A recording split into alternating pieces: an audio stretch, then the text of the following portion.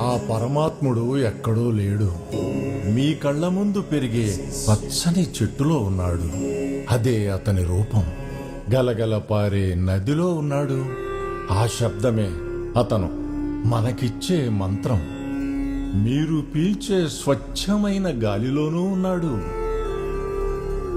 అది అతను మనకి పోసిన ప్రాణం. ఈ మూడిటిలో దేనిని నాశనం చేసినా మనం బతకగలమా? రేపటి తరం నిలబడగలదా? వాటిని కాపాడటమే మీరు నాకిచ్చే కానుక.